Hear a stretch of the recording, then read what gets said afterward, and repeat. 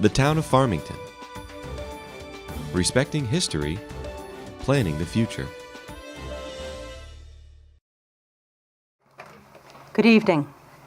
I'd like to welcome you all to the Town Council November 13th meeting and ask if you first would join us in the Pledge of Allegiance. And I'm going to ask Jay Johnston, who is a Navy veteran who will be honored here a little later, to please lead us in the pledge.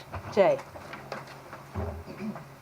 I pledge allegiance to the flag of the United States of America and to the republic for which it stands, one nation, under God, indivisible, with liberty and justice for all. I'd like to ask everyone to remain standing. If we could just take a minute to remember the veterans and also keep in our hearts and minds too their families that have lost someone in the years past. So if we could please bow our heads for a minute.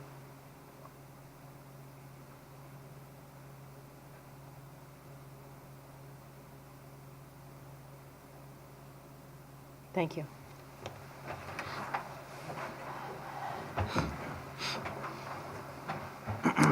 We have no public hearings tonight, and we begin with presentations. I'd ask Steve Hoffman to come up, please.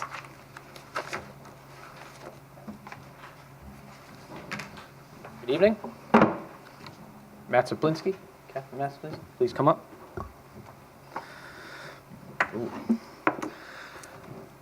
Matt is captain at East Farms Fire Station. Last month, he was honored at the Exchange Club to salute to the bravest for being the 2018 Firefighter of the Year. He started out as a cadet firefighter, through his roles moving through being a captain, taking on additional roles and responsibilities, on to be a leader within the department. With that, we have a proclamation here from the Town Council, which I will read.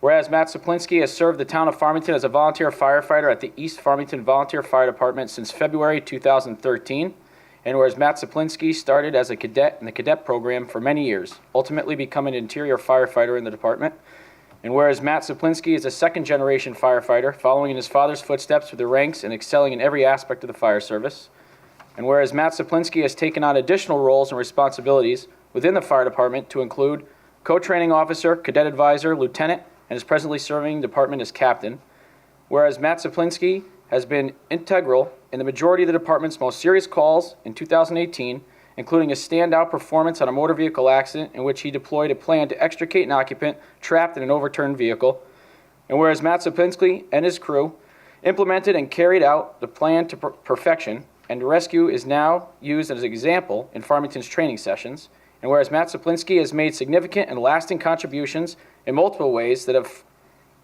fostered the well-being of the citizens of the town of Farmington, and whereas Matt Saplinski has maintained a focus on the public good and acted to protect the public interest while donating time, energy, and personal commitment to better our community and enrich the lives of the residents of the town of Farmington. Now, therefore, the Farmington Town Council hereby commends Matthew Saplinski for the excellent work on behalf of the community, and we congratulate him on his 2018 Firefighter of the Year Award. The Farmington Town Council hereby proclaims November 14th, 2018, Matthew Saplinski Day on Farmington, in Farmington, Connecticut, dated Farmington, Connecticut, 13th day of November 2018, signed by the Farmington Town Council Chair, Nancy Nickerson.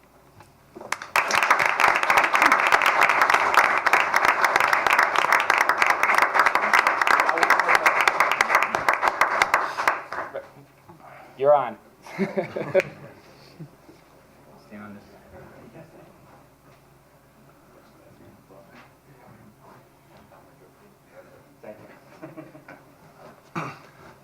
Thanks, Madam Chair.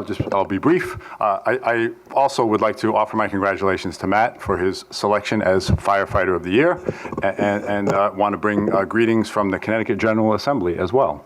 So, without further ado, it's a citation from the General Assembly. So, State of Connecticut, General Assembly official citation introduced by Representative Mike D'Amico, Representative Derek Slapp, Senator Beth Bayh, and Senator Terry Geritana. Those are the four folks who represent the town of Farmington in the General Assembly. Be it hereby known to all that the Connecticut General Assembly hereby offers its sincerest congratulations to Matthew Saplinski in recognition of your selection as the Firefighter of the Year for 2018. Over the course of your many years of service, from cadet to captain, The residents and businesses of Farmington have benefited from your selfless and heroic actions in promoting safety and protecting lives and property. The entire membership extends its very best wishes on this memorable occasion and expresses the hope for continued success.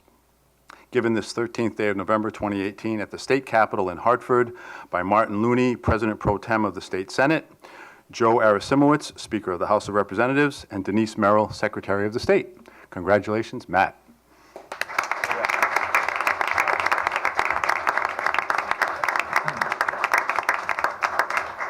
Thank you.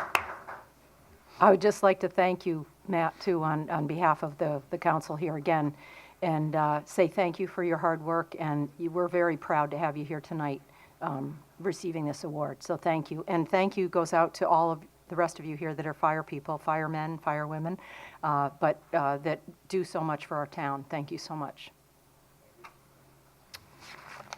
Next, we have a proclamation for Jay Johnston. Jay, would you come up, please?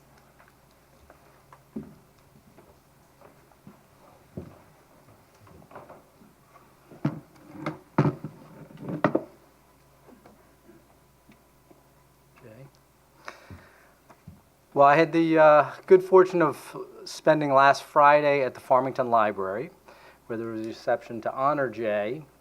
It was a number of people here were there that night as well. It was a fantastic celebration with friends, family, and colleagues, not just from the library, but from years past, who traveled on a cold, rainy night just to show their appreciation and respect for Jay.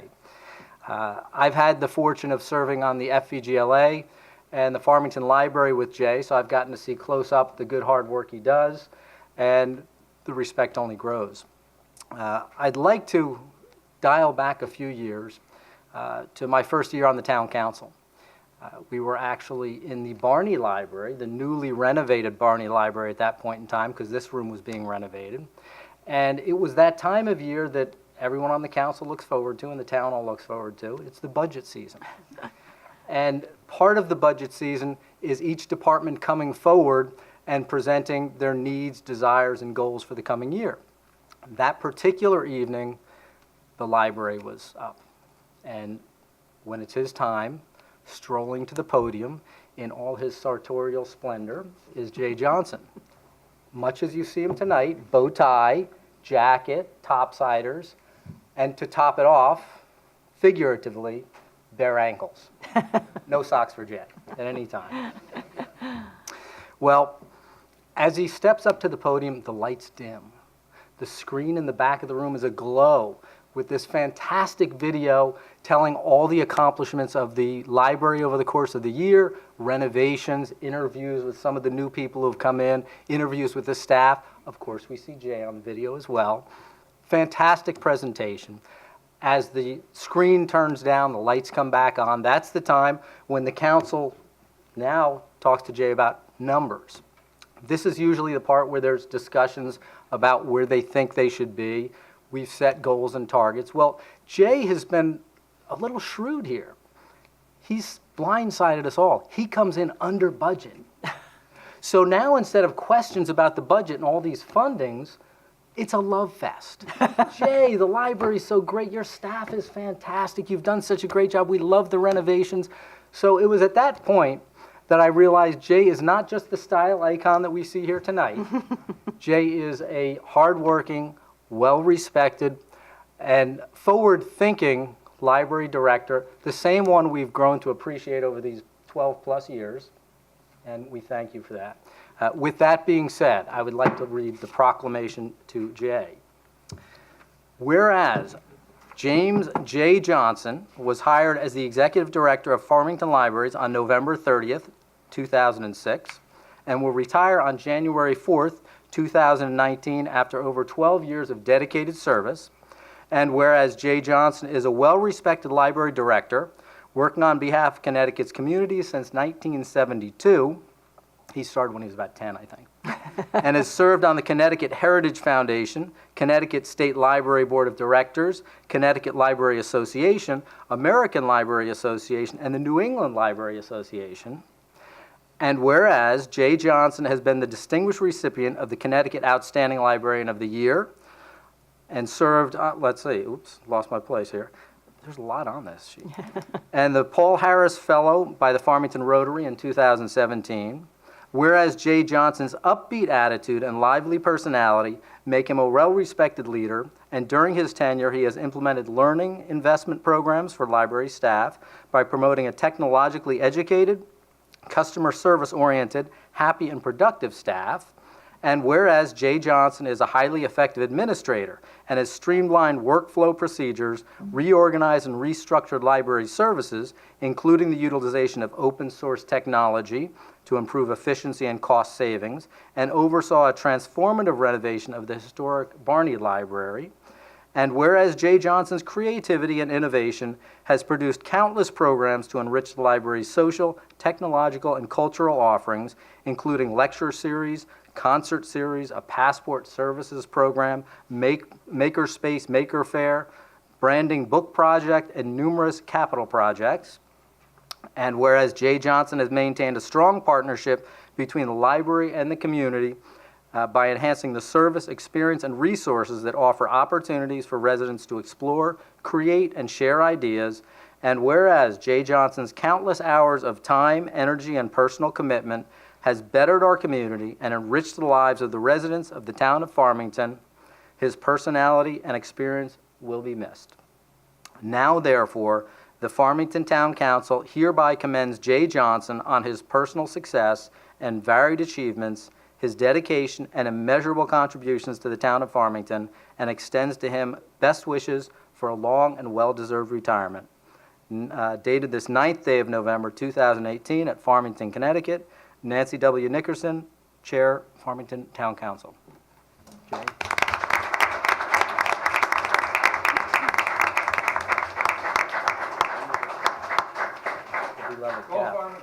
Yes. And just a quick thing that when CJ talked about his presentations, I don't know if maybe we could work something out with Kathy to have you come back and give a presentation. I think that's when the council kind of takes a breath and we just watch your videos and enjoy what's going on in the community. It's just so delightful always. So, but anyway, we thank you very much, Jay, for all your time here and all you've done for Farmington. Thank you, and I love Farmington and all the wonderful people I work with here. I'm going to miss everyone tremendously, but I will be back to the golf tournament. Oh, okay, good.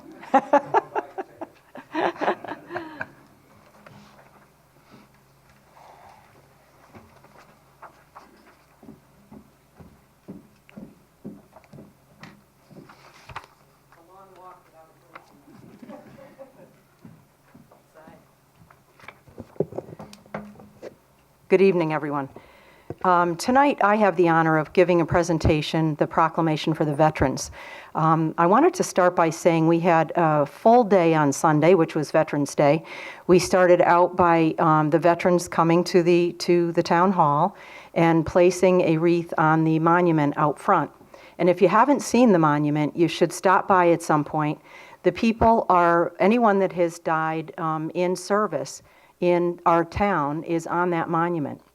And it lists all the wars and all the people that have given their life, and they're on that monument. And the VFW comes and presents the wreath, puts the wreath there, and has a ceremony. And they talk a little bit about veterans, and it was a very nice ceremony. And they have their color guard and all. And then we went from there at 2 o'clock. The Unionville Museum had a program about veterans, and that also was just wonderful. They read all of the names of the people that were killed in town, and also they had a bugler there that played taps and played the Star Spangled Banner, as well as having a number of pictures and information about the town and the people in the town that have been involved in wars in the past. So it was a wonderful presentation. Then they had the VFW, the local VFW, had a dinner that night and to honor veterans. And there were a number of people, and there are always some people, new people that I've never seen and that come, and it seems to be more every year, that are veterans. And it's wonderful. And actually the Unionville Museum came over and talked about their presentation and their program. And then we had there was a speaker there she was very good. But anyway, we had a number of things to recognize the veterans. And I think that in this day and age, it's certainly important that we take time and we take a moment to make sure we remember the veterans and all that's going on with things across our nation, whether it's weather-related or shootings or, as I said, tornadoes, all kinds of stuff going on. But it's really important that we take a minute and remember the people that have served and are really the reason we're here today, and we can have all the differences we do and enjoy our freedom. And just as the fire are such an amazing service that we're so proud of. Before I read this, just one more thing. I'd ask that if you see someone that's in a service uniform, whether you're in the store or on a walk or in an airport or at a school, but that you stop a minute and shake their hand and say thank you. I remember walking through one of the stores one day and someone was there and I just shook their hand and said thank you. And it's almost like they walked a little taller, and being remembered and knowing that what they're doing and for our country is really, really something we are so proud of and proud of them. So with that said, the proclamation reads, whereas the citizens of our country are justly proud of the men and women who have fought to defend the principles of liberty and freedom on which our nation was founded. And whereas from the Revolutionary era, militias through today's sophisticated defense structure, American service members have defended our country in times of challenge, brought honor to the United States, and created a solid foundation for its continued security, growth, and prosperity. And whereas despite the tremendous perils and measures and pressures of wartime, our armed forces have defended the country with conviction and with courage. In admiration of the strength of our convictions, other nations have looked to America for leadership, and our allies have always been secure in the knowledge that our proud country will not allow its principles and beliefs to be compromised. And whereas the citizens of the United States will forever owe an immense debt of gratitude to our veterans for the sacrifices they've made to secure the safety of our country. And whereas, as an expression of that gratitude, President Dwight D. Eisenhower signed into law an act calling for the observance of Veterans Day on November 11th of each year.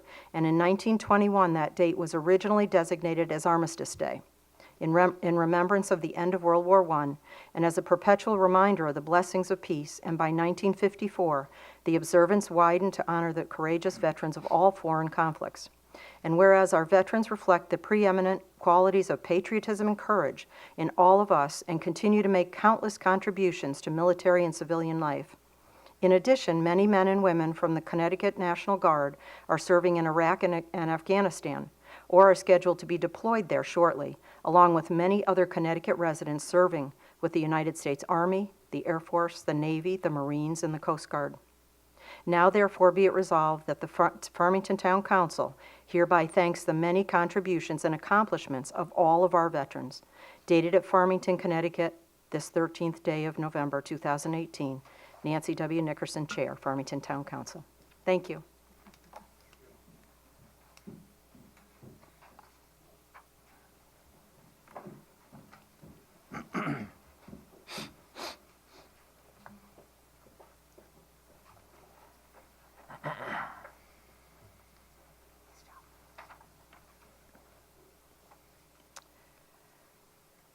Next on the agenda, we have new items. Yes, Madam Chair, I move to make a motion to add as agenda item L12 that Robert Hannon be appointed to the Land Acquisition Committee as a representative of the Conservation and Inland Commission beginning immediately for an indefinite term. Also, I would like to add, move, do I do them both together? No. One separate. Separate, sorry. Second. Any questions? All those in favor say aye. Aye. Opposed? Abstentions? Okay, I have a second one. I move to make a motion to add agenda item N4 to amend the charge of the Audit Ad Hoc Subcommittee. Second. Any questions? All those in favor say aye. Aye. Opposed? Abstentions? Thank you. At this time, I would ask for public comment and just say that we have a 5-minute public comment. Please give your name and your address. And also, I just want to let you know that we don't have a conversation or respond. We listen to everything and we'll make sure we take note of everything that's said. So please come to the podium if you'd like to share something with us.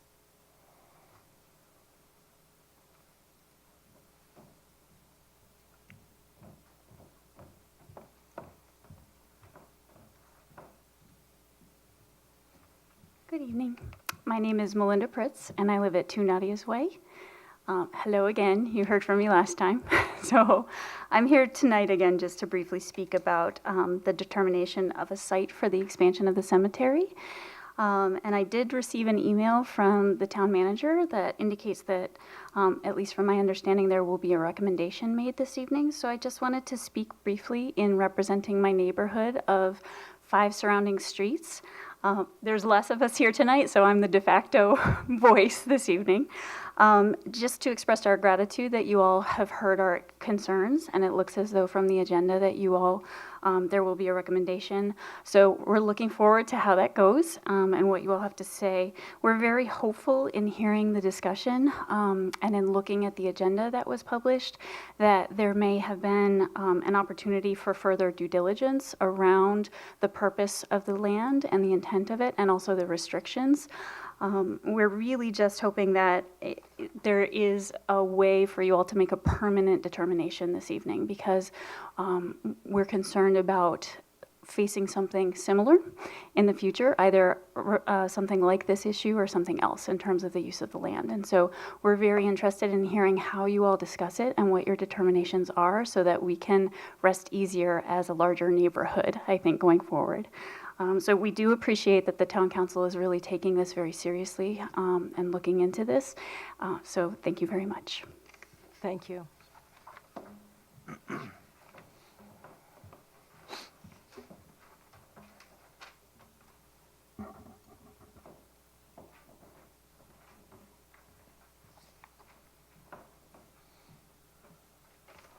My name is Ramesh Patel. I'm from 8 Nadia's Way. Unfortunately, I wasn't with my neighbors last time, but I agree with what Melinda said. And we bought our house 2 years ago, assuming that we'll enjoy for a while. I'm a AARP member for more than 10 years, and not looking to stay there forever. But we like to see the permanent stop on that land, and I echo what Melinda said. Thank you.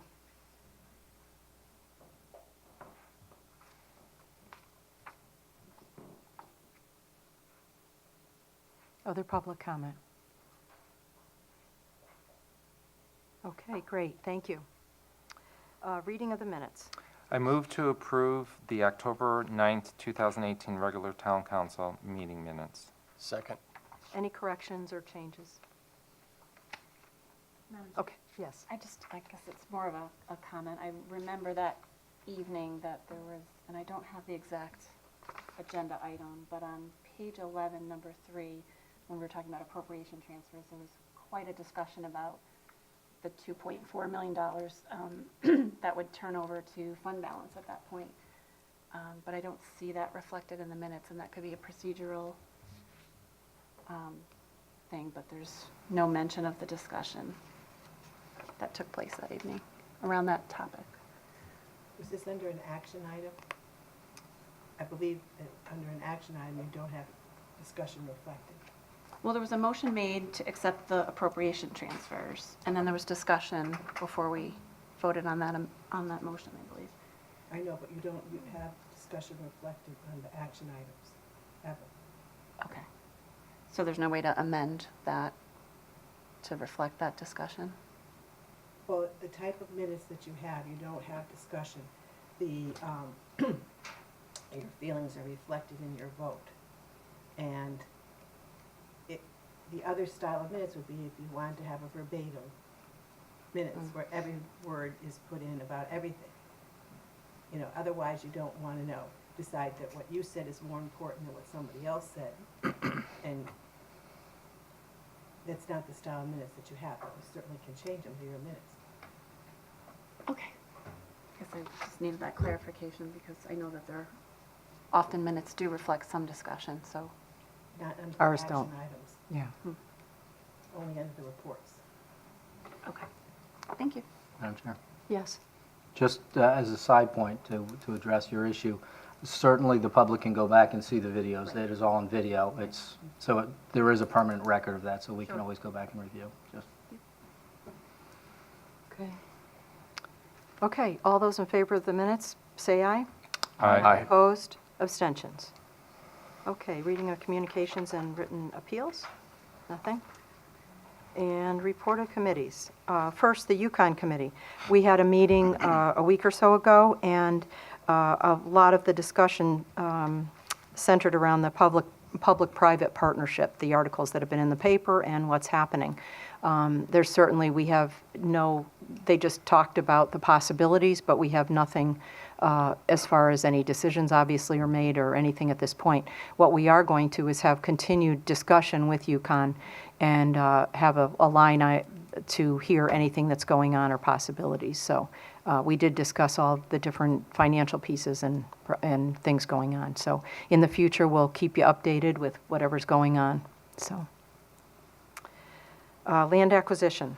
Land acquisition met last week. There was a property acquired earlier this summer at 440 and 8659 Plainville Avenue that required remediation and restoration, and that work has been completed at the cost of the seller, so it was not town funded.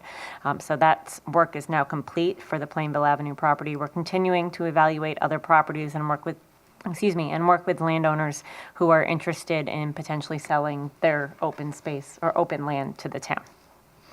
Great, thank you. And it looks beautiful. It does. With it down, it's Yes. just such a pretty piece of property right on the road there. So Yeah. it looks really nice. Thank you. Green efforts. Green Efforts has not met since we last met, for my last update, but we are meeting this week on Thursday at 6:30 p.m. here in Town Council chambers. Okay.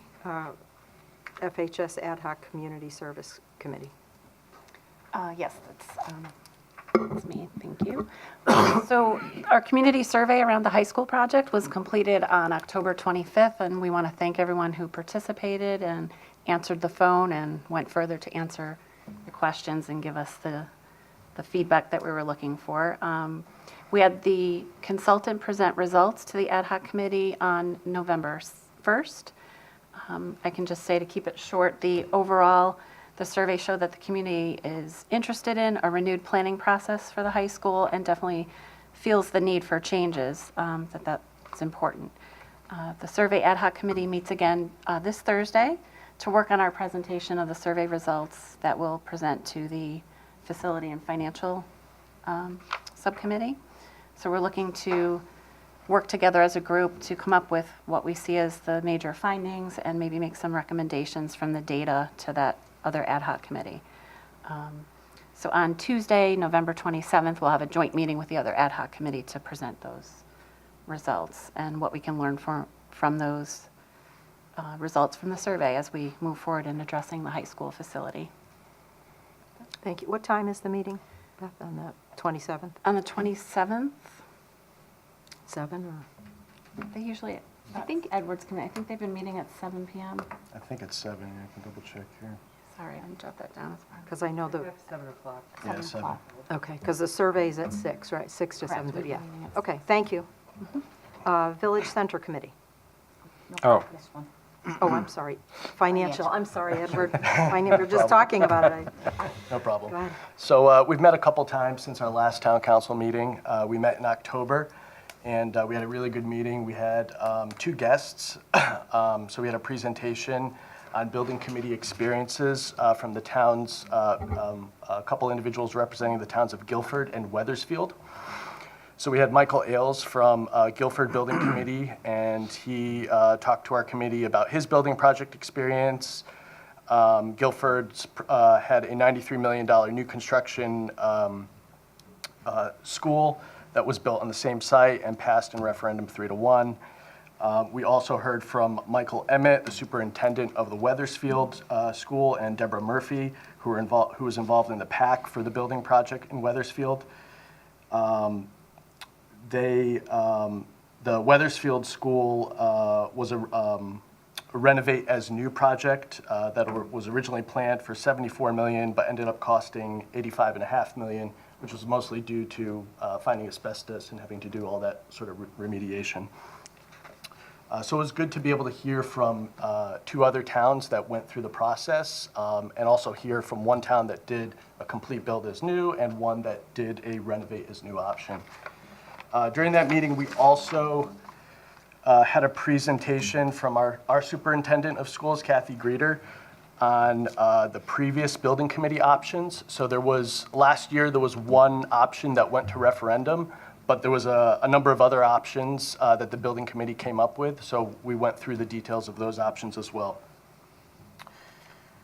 On November 8th, we had a meeting at the FHS auditorium, and this was a meeting where the public was invited to attend, and it was basically open for public comment, so anyone could come up to the microphone, speak whatever their comments or concerns with on the FHS facility were.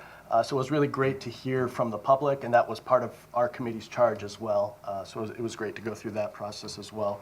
And then, as Beth said, our next meeting is a joint meeting with the survey committee on November 27th, where we'll go through, where the survey committee will present the survey results. And then after that, we'll be setting up another meeting to finalize our recommendation of next steps to the town council. Thank you. Okay, thanks, Edward. Village Center Committee. Yes, actually, for the month of October, we didn't meet, but there's a lot of stuff that has been going on that I want to make sure that I recognize. We recently applied for a grant.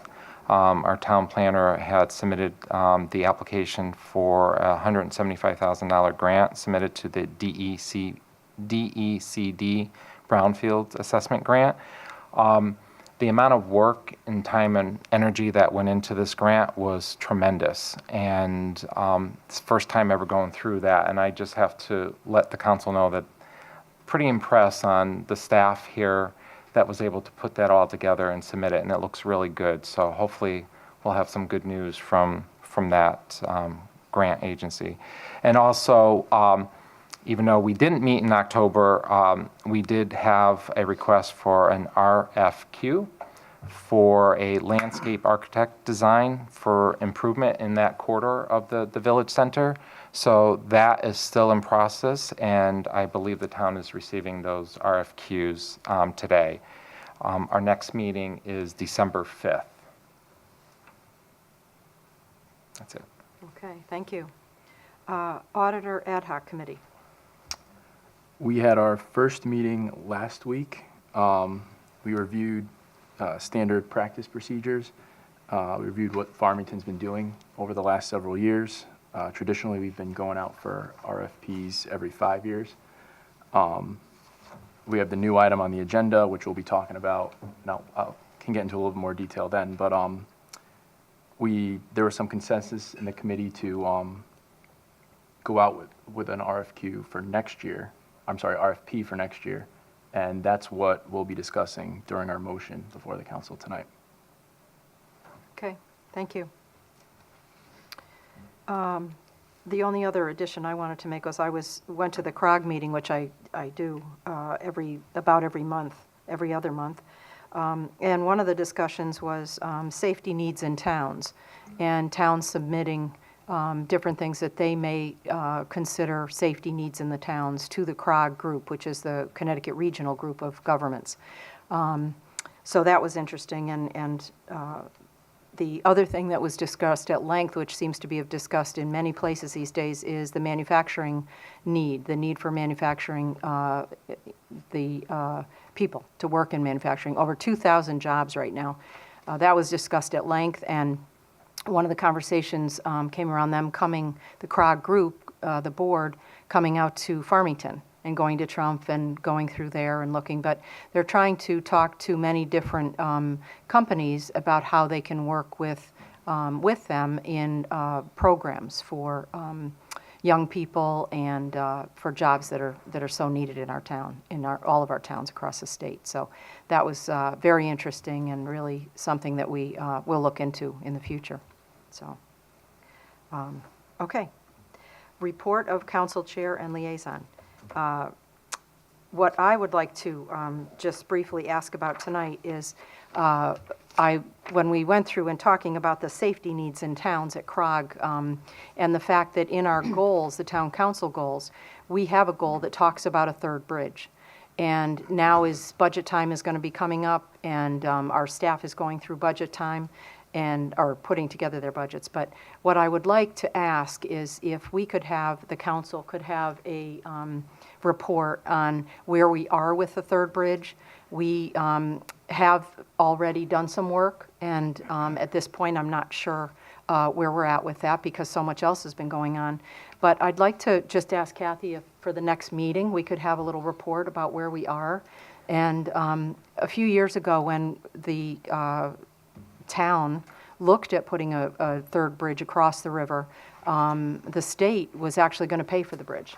And certainly with the deficits, I have no idea what that means, but for today's world. But I certainly would like us to be thinking about that, particularly when transportation needs and money seem to be one of the things that towns do apply for, grants, and it's something that I'm hoping we can just get some information on and then see what we think might be out there, particularly with safety issues as well. So.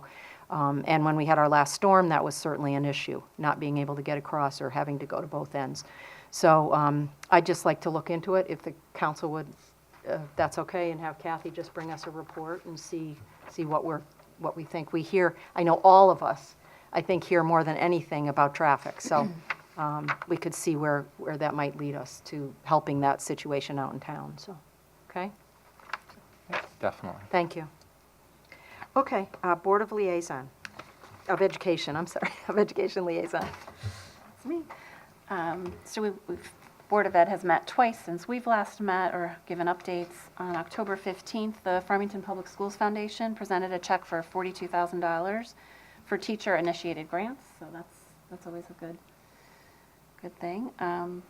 And CJ gave the board an update on the Bicycle Advisory Committee and offered a place on the committee to a board member at that same meeting. They also went over the enrollment report, which shows little change this year from last year.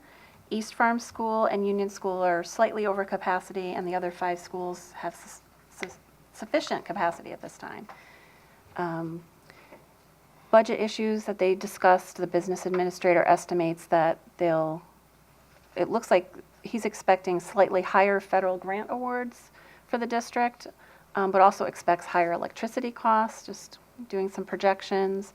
The administration and the board will be expanding their capital budget from 5 years to 7 years, and that's in response to a change made by this council. And the Board of Ed met just last night at Westwood School. The Lions Club and the Community Chest presented their grant awards for the playground expansion at Westwoods. That was $50,000 from the Lions Club, and I believe it was $20,000 from Community Chest, which is on top of $50,000 from the state of Connecticut. So that project has really culminated in some it's great community effort and lots of funding from different sources to make that move forward. So that was a great way to start off that meeting. And then there was a presentation by the Westwoods administration and faculty highlighting a major change in the 5th grade ecosystems unit where they give a bear-aware fair. They're talking about opening it up to public officials and inviting some more people from the community next year. It's a way for the kids to look at something that is specific to Farmington when they cover ecosystems. We all know it's something that's a concern in town, so they really relate to that. They look at the data. They have guest experts, speakers, and they do presentations that focus on how to live with bears in our environment. So something we can all relate to. So look for possibly your invitations next year for that. Lastly, they discussed the college work readiness assessment that's fairly new in Farmington. Farmington High School sophomores take that assessment. Our sophomores are performing well, and even in comparing to seniors in other schools across the nation, that's kind of about where we are with the performance of our sophomores. So that's very good news. Also, the district staff, they're working on getting pricing for roof projects in the district, designs and proposals for the security vestibule. So you all remember that from budget time this past spring. And at Farmington High School, specifically about the roofs, they are trying to stay ahead of roof problems as we get into winter by installing more drains and just, again, trying to stay ahead of that. So that helps alleviate some of the need. And that was it for Board of Ed. Thank you. Chamber of Commerce. Chamber of Commerce met with the bicycle-friendly Farmington group in town, and they were discussing possibly sponsoring some signage from the trail. We were looking at things like destination signage. When you're riding your bike or walking down the trail, it might say the pizza place is around the corner here, or there's shopping over here. But give people an idea as they're riding up and down through Farmington, like some other towns have, destinations that you can stop at. So while you're traveling the trail, you know what's nearby. And that's still in the works. Thank you. Economic development.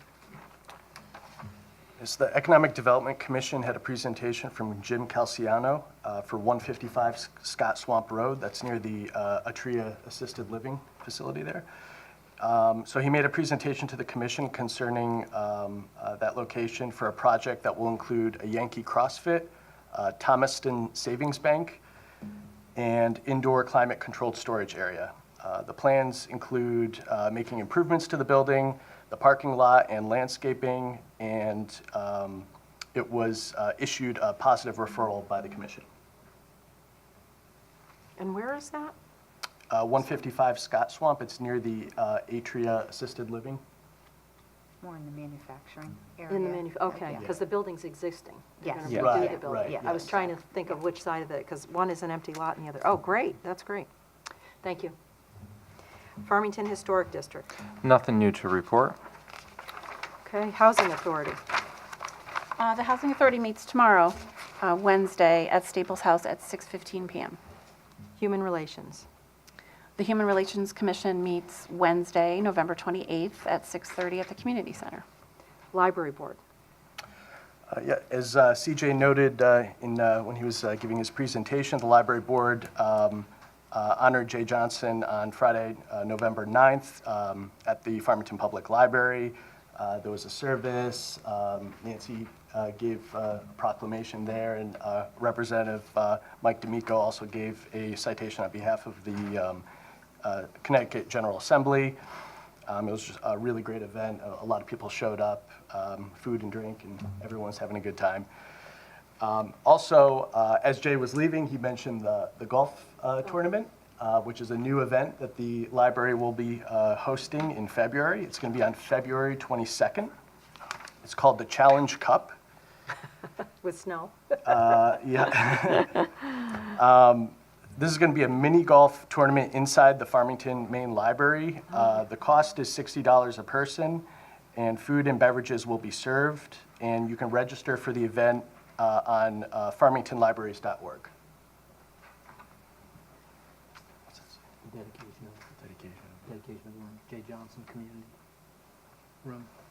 Oh, and CJ is reminding me, at the event on Friday, they dedicated the community room to Jay Johnson at the Farmington Public Library. So now it's officially called the Jay Johnson Community Room. Yes, yes, with his sign with his name. It's really neat. Yep. Yeah. Thanks. Okay, TPZ. Yes, I have some updates and some public hearings that I would like to just share with the council. So just to make everyone aware that some projects that are progressing in town, the former Apricots building that was purchased by the Wooden Tap, they're making some great progress there, and their target completion date is January of 2019.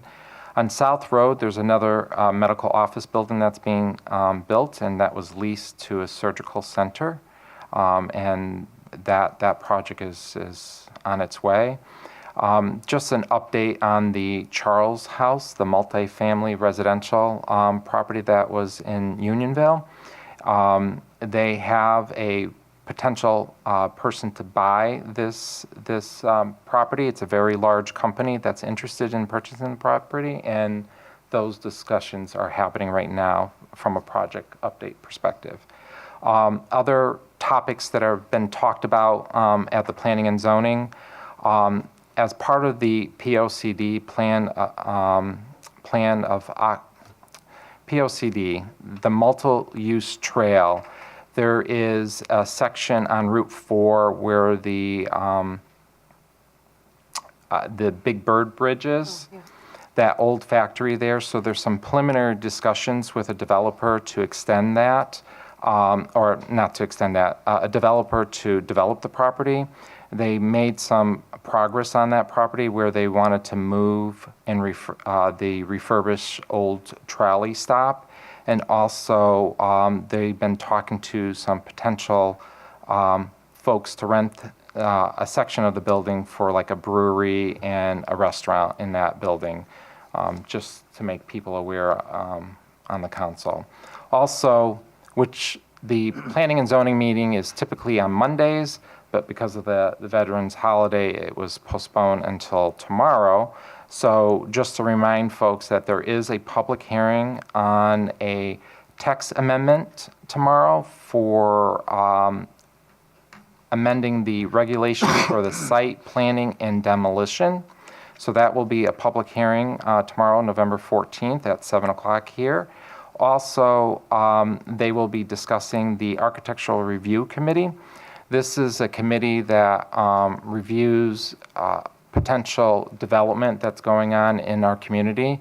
Originally, it was formulated for Unionville, and now that the Farmington Village Center is kicking up, they expanded the Architectural Review Committee, and they're adding new members, and that will be a discussion at tomorrow's meeting at Planning and Zoning. That's all I have. Thank you. Unionville Historic District. Yes, at the last Unionville Historic District Commission meeting, the commission approved a certificate of appropriateness for Timothy Germano, who's a Boy Scout. And he basically has a project for Suburban Park in Unionville. So he's going to be clearing the trail and installing informational pedestals at 1806 Farmington Ave, which is Suburban Park. And a lot of you might not know this, but Suburban Park is actually an example of glacial action that occurred over 12 million years ago. So there's actually 5 bowls, which are circular indentations in the hillside that are visible from the trails, and those are actually left over from the glacial movements from millions of years ago. Wow. Thank you. UVIA. Just that the Jingle Bell Jubilee is scheduled for December 1st from 4 to 6 in Unionville Center by Alice Clover Penny Park. Thank you. WPCA. The Water Pollution Control Facility project is moving along without any significant issues at the moment. Presently, the project is scheduled to be completed in or around September of next year, which is still on time and on budget. Aside from the project itself going well, I do want to bring an issue, attention to the town council, an issue that has come up regarding the WPCA. As you may be aware, the treatment plant is used by surrounding towns. Avon, Burlington, and Canton all send us their flow to our treatment plant. We have been working with Avon and Burlington to inform them of their share and cost of the upgrade. There are longstanding agreements in place with these communities that require each town to pay a proportionate share of the long-term debt at the same time that we are. The WPCA thought it was important to bring to our attention that Avon is questioning the allocation of what they are responsible for paying. The WPCA has obtained a lawyer to represent their interests. Avon and Burlington have done the same. It is the position of the WPCA that the agreement is clear, and it appears that Avon is struggling with their share of the cost. The WPCA is abreast of all this information, and felt that it was important that the town council be made aware of it as well. I'll be sure to keep the town council updated regarding the progress on this issue. Thank you, Paul. Any other liaisons? Report of the town manager, Kathy. You have the written report in front of you, and the first item that I wanted to touch on was our cemetery update. And as you can see from my report is that I did review the deed again, and I also reviewed the minutes back from 2003, the public hearing. And I would say that it's clear from both the minutes and the deed that it's the favorable use of the land is recreation. And especially looking at the minutes of the meetings and what Mr. Tinty said at the meetings, that they did say for strong support of recreation. So I would not recommend that the council at this time look at the Tinty property for a cemetery. I think my suggestion would be to go back to the drawing board with the Cemetery Association and start looking at other sites. There were other sites that we did target. We could look at them a little bit more closely and report back again to the council as we continue to move along with the process. Yeah, I would, well, ultimately what I want is to have a consensus from the town council, but I would accept Kathy's recommendation and move on, and I'd look to have your approval to meet again with the cemetery committee, and we'll talk about other options now. So if you're all in agreement. Yes? Madam Chair, I'm Patty, go in ahead. agreement, and I've had separate conversations with some of the members of the cemetery committee. My understanding is they're aware of these discussions as well. Thank you. Other comment? Just, Go ahead, CJ. There are a number of other sites that we were considering as it stands, so we're just going to review those, I assume. Yeah, we had gone through, and if you remember a couple of agendas ago, we had picked maybe 6 or 7 different sites. Some of the sites that we owned, some of them that we didn't own. But I do caution everyone, it's not going to be easy. Those other sites are not ideal either, and so we're going to have to really look at it and work with the Cemetery Association. But some of them, not one was a perfect site, in my opinion. So, but we do have some that we can look at a little bit more carefully, and then also there was some that possibly for purchase, and so those but we looked at all available land in the town of Farmington, commercial land and land that we already owned. But as you know, a lot of the land that we own have easements on it for open space, so that can't be touched. And then some of them is farmland, so that's a little bit more difficult. And then again, Farmington just doesn't have that much vacant land in general. So, but we do have some other pieces to look at, so let's start there and retrack again with the Cemetery Association. And I think Nancy, you guys gave the consensus to her to work with me and Liz in the Cemetery Association and go from there. Mm-hmm.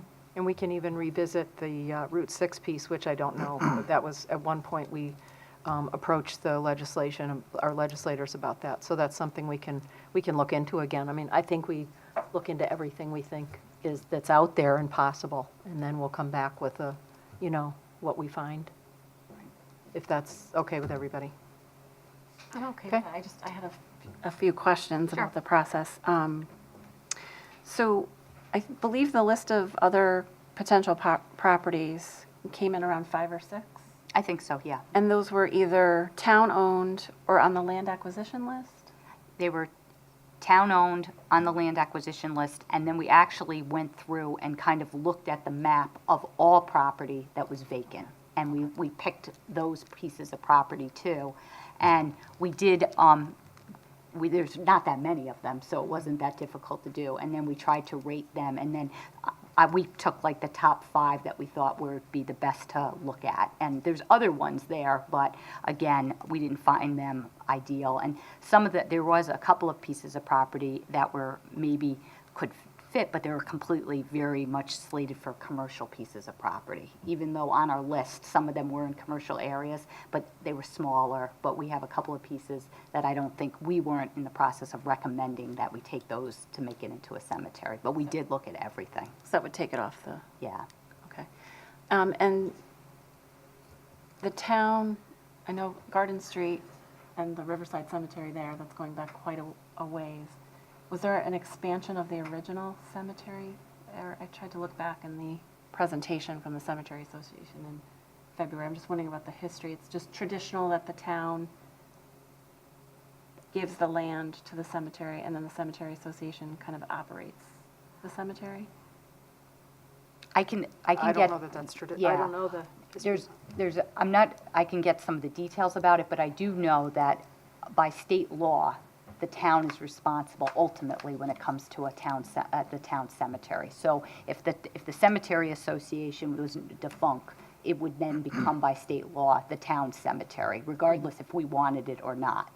I don't know the history from way back, how our cemetery had come to fruition, but our partnership is long-standing with them. But we are, as a town, by state law, responsible if there's not a cemetery association. But I haven't reviewed exactly how that intertwines. I could look that, kind of find that out for you. Yeah, no, I think that I was pretty clear on that. I guess my question is about the land, them acquiring new land. It's assumed that the town would provide No, No. land. that's not assumed. Okay. No. We were just trying to work together as a partner Right. in how we could best serve the public of the town, or as an expansion occurs. The property that they have, and I don't know, I'll have to look back too with Kathy and find out, but each time they needed to increase the property, I mean, they, went down the hill, and then they went, they did those other pieces. I know, it would be ideal if they could have the properties around them, but they're pretty much, they're taken. Right. And I know they have conversations with people often about possibilities, but it is something, the important thing Kathy talked about is if they are not, they are a private organization now, it has nothing to do with the town. So that, but as she said, by state statute, we do take it over if they no longer can run the place. But we were trying to look into this other piece with the idea that we'd work together with it and do the barn and do some other things that they were willing to, that conversation was a ways off, but, just work together with them, so. Okay. So we'll continue to work with them and somehow, we'll let you know what develops, so. One And last look into the question. history. Okay, thank you. And then I just have one last question. So if if the town was to work with them and the land was, maybe not ideal or was kind of forest, lots of trees, clearing excavation is taken care of by the cemetery association, or am I jumping way ahead? Yeah. Because we just haven't Yeah, gone through this process. we haven't gone through it, but again, it would be a negotiation. Right. A negotiation of, who would do what. The question, I think, the more of the root, I think, of what you're saying, and I don't know the answer to it, would be, is that way in the future, let's just say the cemetery association decided, they didn't come to us and say they're having a problem with, that they are running out of space. And for whatever reason, the cemetery association didn't have any money, which isn't the case, but let's just say. And now, 20 years later, there's no more room in the cemetery, and the cemetery association, there's no longer. The town then would be responsible. And the question, I don't know the answer, would by state law, regardless, we would have to then go and create a town cemetery. And I don't know the answer to that, is that if all of a sudden there was no more room and we didn't plan for it, the cemetery association, are we required as a municipality to do something at that time, 20 years later, which is kind of the root of what you're asking for. Taking it steps forward. Yeah, and I don't know the answer to that, but I do know is that when in our discussion with the cemetery association, it was definitely meant that there was a partnership that we would try to work together, and that they came to us to tell us that, they're running out of space. Right. Thank you. And to be proactive instead Yes. of waiting till the end saying, uh-oh, next year we're going to need. Right. So, okay. Thank Thank you. The next item we talked about it a little bit at the last meeting about updating the housing code, and we are in the process right now of updating the housing code just to bring it up to compliance with state standards. And we had, in talking with the staff, we thought maybe it would be appropriate, as we are updating it for compliance of state standards, that we add some additional language in it. And the language that we would be looking at is to add a standard for grass, weeds, and or vegetation, add a standard for shrub, hedges, and trees, and add a section regarding limitation of the accumulation of debris. And really, we talked about it is that the grass being more like an overgrowth ordinance, that things are so overgrown and the shrubs are overgrown. And then also about speaking with the zoning enforcement officer about debris too. This is another issue. And I did a little research just to see, again, what our zoning officer does right now is that we have the properties that we are in the process that they're on the blight list. We have zoning properties that have some different things that we call it a watch list of properties that we've had issues with. And one of the things I mentioned in here is that we don't have anything that has to do with the growth of grass and the overgrowth. And we get a substantial amounts of complaints about it. And we just don't have any regulations to enforce anything, whether it's zoning, blight, or housing. And I just did, as in a moment of time, we have 1, 2, 3, 4, 5, 6, 7, 8, 9, 10, 11 properties that are basically on our watch list that deal with, I won't say the properties because they're only on our watch list, but we have one is debris and lawn issues. Another one is lawn issues. Another one is overall debris and cleaning of the property. Another one is the lawn. The next one is lawn and debris. The other is lawn, on again, off again. Another one is lawn. Another one is lawn, on again, off again, lawn, lawn, and lawn. So these are, again, properties that we've received continual complaints about, that they're overgrown and things of that nature. I just wanted to make just a couple of other points is that, I think I wrote it, but the intent of the update to the housing code is to address problem properties. There are a number of properties in the town that have excessive overgrowth and debris on the property. The town does not currently have an ordinance related to overgrowth or debris, and the blight ordinance only pertains to vacant properties.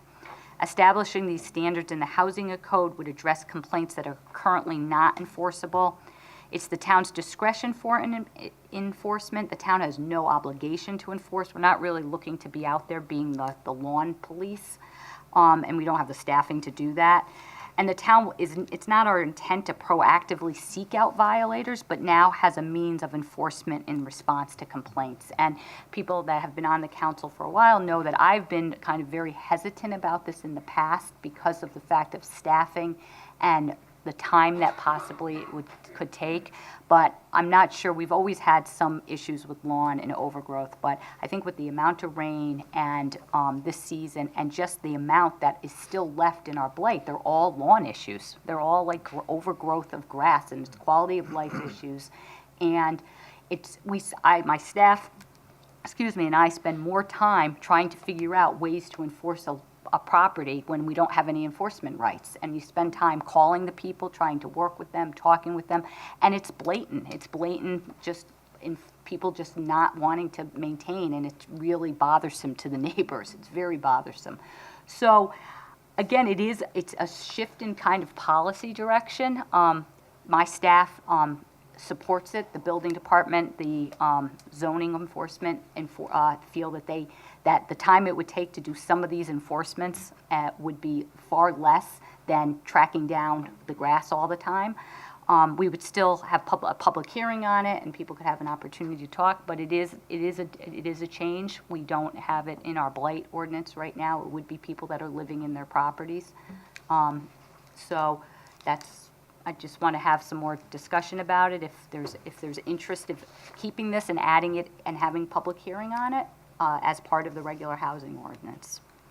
And this, just to go back, this would be your approach is based on complaints. Yes. It's not a monitoring of the town. It's when you get a call, then you'd be going out and seeing what the incident was or what the case was, case by case. Right.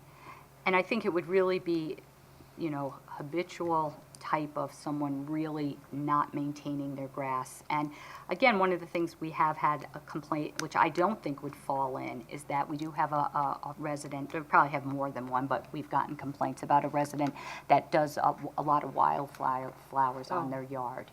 That I don't see as being this. They would still be able to do that because that's someone that's really, that's their choice. They're putting wildflowers. Their neighbors may not like it, but it's not really like they're not maintaining, that they've chosen to do wildflowers and those types of things. This is someone that's just neglecting and the grass and the overgrowth and things of that nature, and that won't most people, has been our approach, is that most people in this community, 99%, is that when there's some sort of issue, even when we don't have an enforcement regulation, if we wrote them a letter and asked them to mow the lawn or do something, they'll do it. But now we have, what did I say, the 10 properties that really just will not, they're always, the neighbors are always calling and seeing what we can do. So, Comment? yeah, so out of those, is it 10 or 11 properties? 1, 2, 3, 4, 5, 6, 7, 8, 9, 10. There's 11, but 10, one of them I think would probably not count, so I'd say 10. Based on those complaints, and I'm not sure if you have this answer, Kathy, so just bear with me. Is it more of the front of Yes. individuals' property? Is it more of the right-of-way of the town's property versus right-of-way of the town's property or the state property? Or is it just, I'm just curious, where is the overgrowth of grass really happening that people are complaining? In the front. In the front? In the front. We have one of these, which someone have come and spoken about on the right-of-way of the town. But we have found that we do have in our open space ordinance something that was able to address that because it was right on the right-of-way. But most problems, these are all in the front of the yards. And I'm sure there's people with the back, but people don't tend to complain as much when it's in the backyard. Right, okay. Yes, Patty?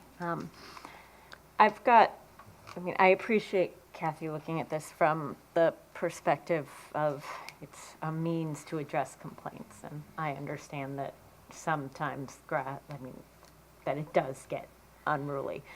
I have a couple of concerns with both the grass, weeds, vegetation, and the shrubs component of it. I think there's risk that the town is going to be put in the middle of neighbor disputes about what counts as ornamental. For example, a readily available example that I came up with is goldenrod, which is a weed. It attracts butterflies. Some people choose to plant it purposefully. Other times it shows up in someone else's yard as a weed. So I think the town gets into the position of having to enforce one neighbor's ornamental versus another neighbor's weed.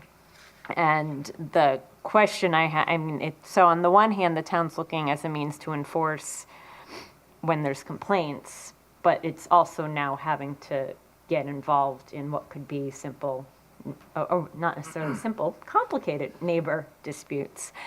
So that's the first question I have is who's really going to decide whether or not something is ornamental? And then the second question I have deals with the shrubs and hedges, and particularly the third item, being maintained so as not to extend or infringe beyond the boundaries of the property. I can tell you my neighbor's tree goes over 3 properties because it's a huge tree. So it does extend over the property boundary. I also know that Connecticut state law has it set up that when a tree or hedges or shrubs extends over onto the neighbor's property, that neighbor has the right to trim that tree, but actually cannot force the owner where, I guess, the center of the trunk is located. So in some ways, while I understand that this is frustrating, I also think it's a significant change from what's under state law already. So it does upend who's responsible for trimming the bushes and the trees. I also think that when if you have neighbor disputes, the town is now with infringing beyond the boundaries of the property could frankly cover tree roots, tree trunks, tree branches, the crown of the tree, hedges that are on a property line, and a number of other scenarios that I don't think this is intended to capture, but it does. So I think that's a concern I have about where this could potentially go with the town getting in the middle of effectively neighbor disputes if one party's not happy with how something else is being done. Those are my big questions. I do agree that shrubs and trees blocking public sidewalks, right-of-ways, that's a problem. I could also even see a scenario where if somebody's maintaining I'm going to use the word a nuisance plant, but what I'm envisioning is poison ivy and Oh. poison sumac. And if that's extending onto a neighbor's property, I do think that would be something that you should be responsible for because it's potentially a health hazard. But I think that third one is written very broadly and captures a lot of trees and shrubs that ordinarily would not be considered a nuisance or in the ordinary reasonable person's eye. A couple of things, I definitely understand your points. One of the things that I've learned over time is that in zoning and housing and everything, 8 out of 10 is neighborhood disputes that the town gets put into, dragged into, either way, most of the time. So we do have a hearing officer, and that person does have a right to go to the hearing officer. So I think that the town, I think zoning is inherently that we're trying to a lot of times work between two neighbors because of something that's going on. And we do have a hearing officer, but I do understand your point, and that's kind of when it's come to why we have our blight is only for vacant property. It comes to the same thing, is that when it's vacant, it's a lot different than when you're fighting with your neighbors and your grass and your shrubs and one person loves it. So it is definitely a different philosophy. The shrubs, I could look at that again and try to narrow it. We did pull these out of other ordinances to try to get it, but unfortunately, no one is going, you always could interpret it, I think, a different way. And what we've been trying to do is say, what a reasonable person would say, and what we don't have to enforce things that we don't have to enforce, even though it says that, because we're just looking to have something for complaints. And it's not perfect. We could try to narrow it a little bit, but I don't think we're ever going to get something where we're going to be able to interpret it in such a way that you're not going to be able to try to skew it in one way or the other, because these are the standards for all the blight laws, the zoning laws.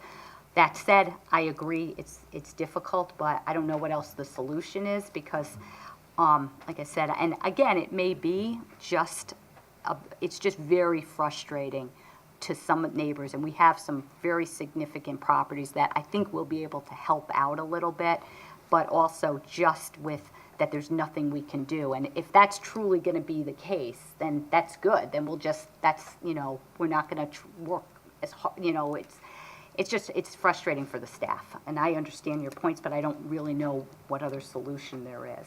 Can I ask a follow-up question? And I Sure. don't expect, Kathy, that you have the answer to this, but one of the other questions I have is, so if the town is going to select which ones to enforce when there's a complaint based on how the town is interpreting the ordinance, does that open up the town to a complaint for failing to enforce an ordinance that it has on the books? I asked that exact question to our attorneys today. And basically they said, as I wrote down, is that we absolutely have the discretion for enforcement, and the town has no obligation to enforce. That said, we cannot obviously pick and choose our enforcement in a malicious type of way, saying that we're going to enforce certain things and not enforce other things. We don't have to all of a sudden, because neighborhood complaints about grass in one neighborhood, all of a sudden have to go to another neighborhood and enforce that grass. And we have that quite a bit in zoning already, where there's pigeons, for example, and there's pigeons on one end of town that has a big area, and they have pigeons, which they've had, where there's not some enforcement, but on the other end, it's a smaller thing. So there is some discretion. Absolutely not ideal. To me, as just in general, it's just not ideal, but practicality, we don't have the staffing, but it was clear from the attorney that we have discretion, and that as long as we're not maliciously doing something that we do not have to, we can base it on complaints. Other questions? CJ? Comment, and I appreciate those thoughts, because it's, as I'm reading ornamental purposes, the same thing went through my mind. One person's weed is another person's flower. I think all of these would, probably of that list of 11, probably have 9 or 10 of them that wouldn't fall into the questionable category, and it would just be something hopefully we could use to solve some problems. The additional questions that may come up, maybe that one person with the ornamental grass that's arguing that is grass, it's not a weed, maybe you don't solve that problem, and we can't come to an agreement there. But right now, we've got far more that we can't come to an agreement for. So hopefully we could get a few of them off the book at least, and it wouldn't, as long as there's no legal liability, and that's a good point. If we don't have a liability for getting 10 out of 11 off the rolls there, we've improved 10 properties. I've learned through our vacant blight ordinance, which we're going to update once we get out of court. That's why we're not updating that, is because we're in court for that. But that ordinance for the last 15 years has worked, but there's always loopholes in that, even in that. And for 9 out of 10, it's been very effective. But on the 10th case, we're in the Supreme Court, and for it. And so, as your point is that for all the good and everything that we were able to do, there's not everything is perfect with it, and there's loopholes and there's different things that if someone really wants to fight for various things, and that could be the same thing with with this too. And so I think we have to go in it with an open mind, but again, I think that this would solve a lot of our problems, and many that have exactly this with the same amount of language, and it's very common that this is the language that they have. But I will look at the shrubs a little bit more carefully, because I do understand what you're saying about that. But we try to go and look at some of the properties that we've been having problems with and seeing how we could make sure that this would affect it, and we would see some solutions for some of the neighbors that have lived with some of these properties for a long time. Edward. And then I agree with a lot of things that Patty and CJ mentioned. And then process-wise, if an ordinance like this was in place and someone there was a complaint and somebody was violating a piece of this ordinance, they would first have some sort of a warning and an opportunity to remediate the situation. And typically, how long would they have for a remediation before a fine would take place? I don't have it in my exactly. I can get that, but it would be part of the zoning that you'd get a warning, then you'd get a written letter. You have a certain amount of time to do it. It's probably like 14 days to do what you're supposed to do. If you don't, then you start getting ticketed on a regular basis. Then if they don't follow up with that, they have an opportunity to go to a hearing officer and have a hearing and say that they don't believe that they should have been ticketed or what it is. So there is a whole process in place, and I can make sure that I have the details of the process, just because I don't have that off the top of my head. Thank you. Other questions? Just a quick follow-up. So I know I asked you the question primarily, is it in the front yard and stuff like that? What if, and I don't know if we need to put this in there or not, so it's just a general question. What about if someone's yard is fenced, maybe not necessarily visible, but it's just tall grass? We're not and I'm not saying someone's complaining about that, but what if it was? Would we try to enforce that, or? I mean, I guess to me, we would weigh out, again, use some common sense. If it's no one sees it and there's tall grass, I'd say absolutely not. We wouldn't be doing that. If we have 25 neighbors complaining about it for some reason, because of mosquitoes or whatever, something that's going on, we'd probably do some more due diligence to find out, which brings us then to, again, we always could get in a situation where these 25 people, there's a neighborhood battle going on, and they're mad at this neighbor. And that, things like that do happen, not that often, but again, we would try to use the discretion to see how it would work. But as CJ said what I said, it works 9 out of the 10 times, but there's always some sort of loophole that could occur. Okay. So would the council like to move forward and have Kathy look into these and get answers to a couple of things that you've brought up and schedule a public hearing? I'd says that Like to see a illegal. revision before we have a public hearing. Okay, Yeah. what's the feeling? I would Okay. say the same thing, a revision, as well as I know Kathy was going to bring forward what the process would be, just so we fully understand what that process would be. Yep. Good. So we'll see this then, if that's what the council feels? Yeah. We can see it again in her report, and/or Kathy's Yeah. report, and the answers to the questions. And CJ, go ahead. Oh, I was just going to say, one thing that is on our side is the weather. We're not going to have a big problem with things growing Yeah. before we can have it brought out a couple of times. Right. No, I think I appreciate it. And like I said, I have been very hesitant about this, and I appreciate the comments and things like that. And if people think of other things, just send it to me as an email, and like I'll try to address it, to put it in, because if we're going to do it, I'd like to do it right and try to have that we don't have problems with it, and before we get to the public hearing, and we do have time now, since it is the middle of winter and we're getting snow. Almost, yeah, we're getting snow Okay. Thursday. Good. Okay, thank you. And I was just going to say, too, please don't hesitate to call Kathy and let her know if there are any concerns you think about after the fact. Okay, And then just in the, as Patty said, there's the Jingle Bell Jubilee that's going on December 1st, and that the Community Service Department with UVIA had a Farmington Fall Festival on October 21st, and it was a success, and there was about 450 people in attendance, but it was very, very cold, and they had a movie night, and I think they're going to be looking to make this an annual event. okay, thank you. Can I have a motion to accept the town manager's report? So move. Second? Any other comments? All in favor, say aye. Aye. Opposed, abstentions. Okay, appointments. Oh. We have a couple. Go ahead. Okay. I move that Robert Hannon be appointed to the Land Acquisition Committee as a representative of the Conservation and Inland Commission beginning immediately and indefinite term. This is agenda item L12. Second? Any questions? All in favor, say aye. Aye. Opposed, abstentions. Okay, Paul? I move that Lisa Pollock be appointed to the Human Relations Commission for the balance of a 2-year term beginning immediately and ending June 30th, 2020. Second? L5. Any questions? All those in favor say aye. Aye. Opposed, abstentions. Okay, N1. N1. Okay.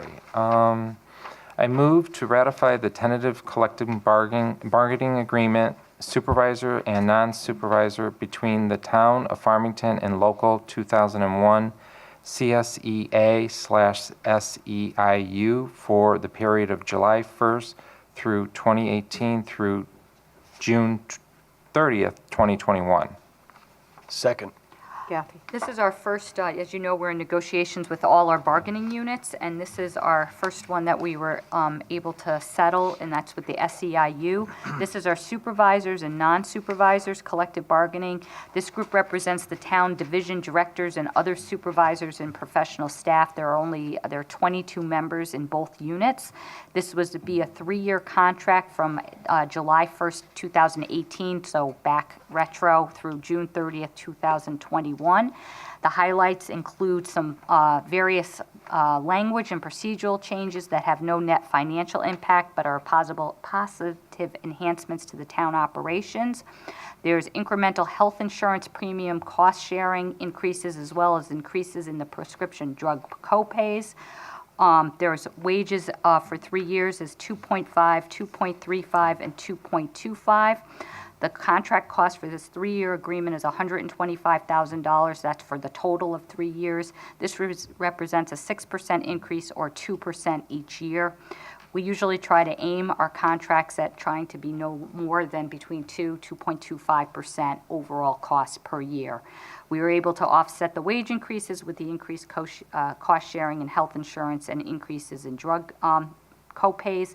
These are our higher level managers. This contract really essentially just covers the basic working conditions of the units. There's usually no need for substantial changes to the contract. This has been ratified by the union membership. And also, I did want to note that we will be offering a volunteer HDHP for July 1st, 2019. This plan will be offered to all town employees with the objective of moving employees off the PPO plan. We expect to roll out the start of 2019 to educate employees on this new plan design. We expect to see some savings when we do that. We have broached all our unions with it. We've given some basic training, and there has been, I think that most of the units, this one, I think too, but most of them have they've looked favorably on it. So we do look like that we'll be able to, I think, when we roll it out, have some success there. Wow. Questions? Well, I just want to add, thank you, Kathy, for doing that. This is really good news. I think that the whole high deductible plan option has been out for decades, and I think folks in the community and probably town workers have heard it a lot. So I'm very pleased on how the negotiations are going. Just curious, based on the 22 members, do we know approximately how many people would be opting into the voluntary? We don't know yet, but our objective is to make it very beneficial for everyone, and we're going to train them so educate, I think is the better word. Yep. Educate everyone so they understand the benefits of going to the plan. So I think, and as you can see with our co-shares and some of the things that they offer right now, it's in the municipal world, these are very high for our employees, and so it gives them the incentive to move off the plan, the existing PPO plan. Yep. Questions? Okay, all those in favor say aye. Aye. Opposed? Abstentions? N2. I move to set a public hearing on December 11, 2018 at 7:05 p.m. in the Town Hall Council Chambers to amend the Farmington Town Council Chapter 51 pension. Second. As you may recall, at the last meeting in October, the Town Council approved a tentative agreement with the Farmington Public Schools employees, the AFT. The pension provisions for this contract were changed so that employees hired on or after July 1st, 2019 will be provided a defined contribution DC plan for retirement purposes in lieu of the participation of the defined benefit plan. So our pensions are by ordinance, so you have to have a public hearing on it and change the ordinance. Questions? Well, CJ. I think similar to what Bruce was saying with the health plans, I think people are going towards the defined contribution from the defined benefits. I think this is a good direction. Okay. Other thoughts? All those in favor say aye. Aye. Opposed? Abstentions? N3. I move to approve the following property tax refund totaling $18,579.92. Second. Any questions? All those in favor say aye. Aye. Opposed? Abstentions? Do we have one? I think we have. Beth? Do we have We do. bargaining, Beth, or? Oh, I'm sorry, N4. Oh, yeah, sorry. Yep. Forgot that one. Go ahead. Okay, Madam Chair, I move to amend the charge of the Audit Ad Hoc Subcommittee by adding the following tasks.